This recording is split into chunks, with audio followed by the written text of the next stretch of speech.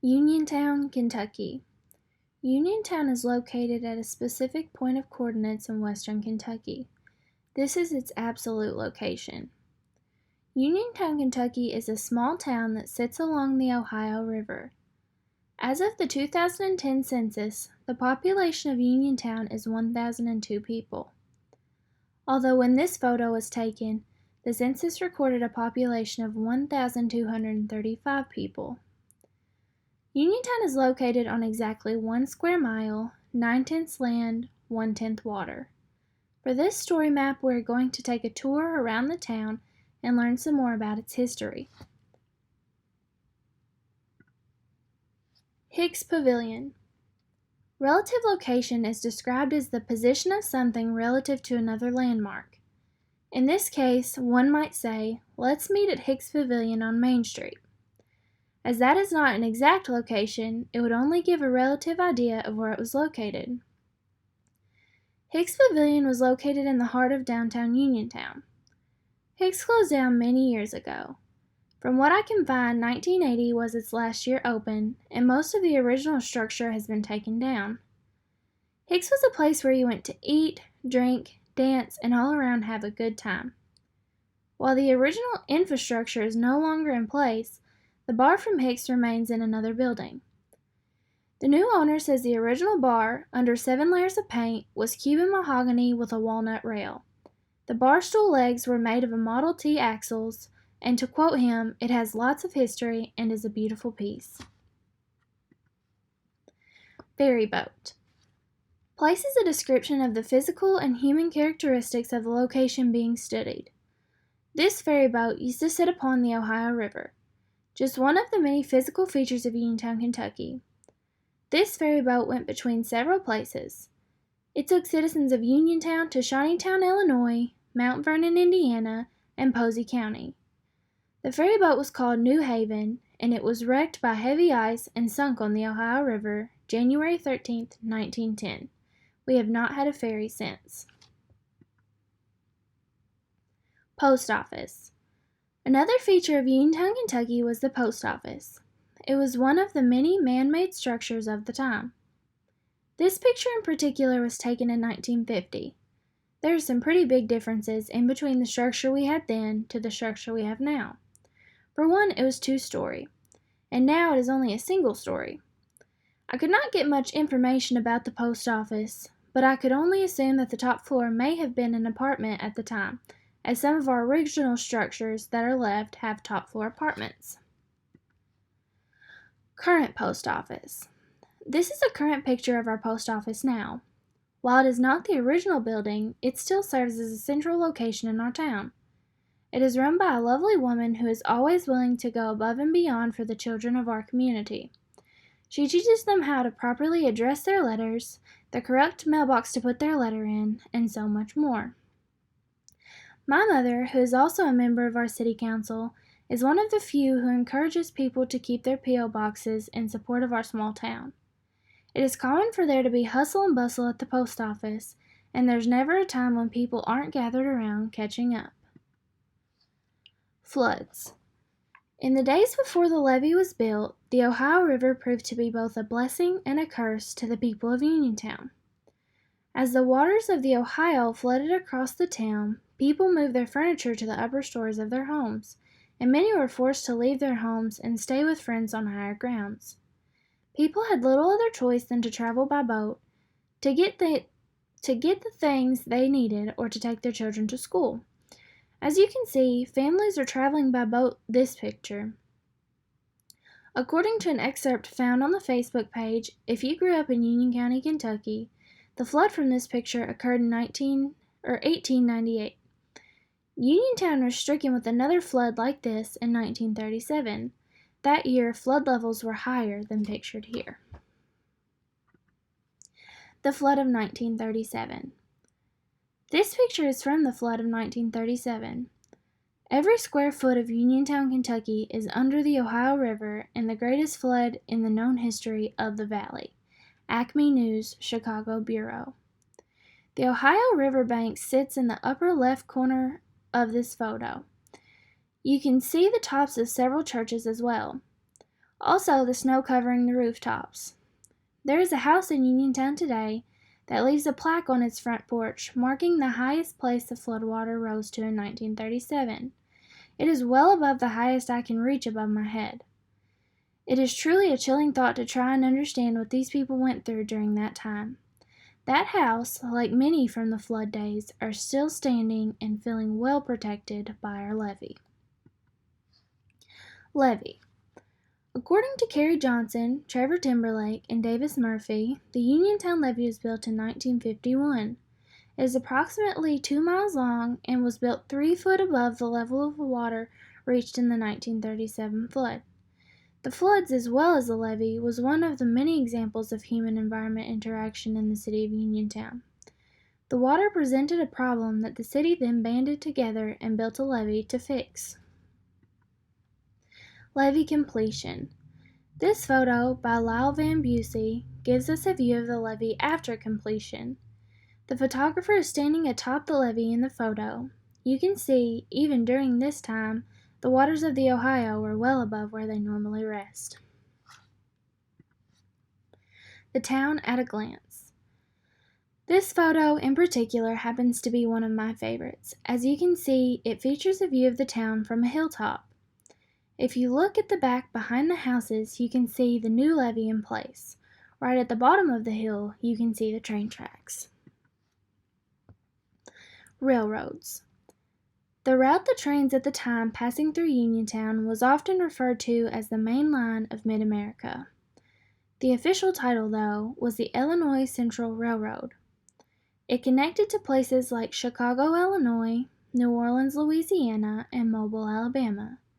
As far as movement, in association with the 5 themes of geography, the railroad was a big deal in transporting goods from our small town. Caboose.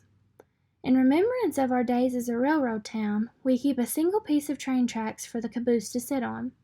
The caboose is a childhood favorite of everyone who grew up in this town. Some of my best memories were playing on the caboose. The doors are now locked to keep it from getting vandalized, but that doesn't stop the town from appreciating it and its history. The 5th grade class every year takes a walking field trip to the caboose, which sits a block away from the school, to do a cleanup of the inside. They wipe it all down and sweep and mop it all. I did this my 5th grade year, and we all had a great time. I think it is a fantastic way to keep the kids involved in the preservation of our town. Grain elevator. Movement refers to the relocation of people, their goods, and their ideas from one end of the planet to another. For us in Uniontown, that would be the grain elevator. It is a central location in our county and some counties that surround us. It is a place that keeps our local farmers in business and has been a central location for many, many years. The grain elevator is in place to take in crop, check its quality, weigh it, store it, and ship it to where it needs to go. After the farmers unload their crop, they are on their way. From there, it is hauled over to what we can call the ferry landing and loaded onto a barge. From there, it is shipped all over the United States, which is one of my favorite facts of all. Our little community provides for hundreds and thousands of families every day. CGB. In the years since our grain elevator has opened, we have had some pretty major upgrades. The first was joining a company, Consolidated Grain and Barge Co. CGB has been an innovative and progressive leader in the grain and transportation industries since 1970. Today, CGB operates a global enterprise overseeing a diverse family of businesses that provide an array of services for producers and logistics services for a global base of customers. There was a gap in information as to when our little town partnered with CGB, but as you can see, it has been truly prosperous for our community. As it is one of the original businesses still around, I felt it was appropriate to include a picture of how it is now. Changing prices. These prices were from a local grocery store 59 years ago. We actually still have this store's sister store in our town. It is called Floyd's Supermarket. It is one of those few businesses that have been able to stick around, and I even had the opportunity to work in this store for a short while. Inflation. This is a new sales ad from that same store. I was lucky to find something so similar to the original foods on the ad. You can see that the roast went from 49 cents a pound to $4.49 a pound. That to me is a huge price jump. City Hall. The City Hall in the time of this photo, which is dated 1900, were working to implement city water. The responsibilities of city officials at this time was to maintain the streets, have an efficient police department. They also provided street lights and a light plant for residential lights. New City Hall. Here's a glimpse of the outside of our current City Hall. Our City Hall now regulates water bills, works with the patrol officers, employs city workers for maintaining the streets, upkeeping our city park, mowing, and more. It also provides buildings and pavilions for our community functions, as well as rents them out for personal events. It houses the city council meetings each month, where council members and community members alike come together to discuss ways to improve and build upon our town. St. Agnes Catholic Church. A photo of St. Agnes Catholic Church in the early 1900s. The foundation for this church was laid in the fall of 1891. The original structure of the church, as pictured here, still stands today. It cost $38,000 and was built debt-free with the help of the parish. It was completed on October 11, 1893.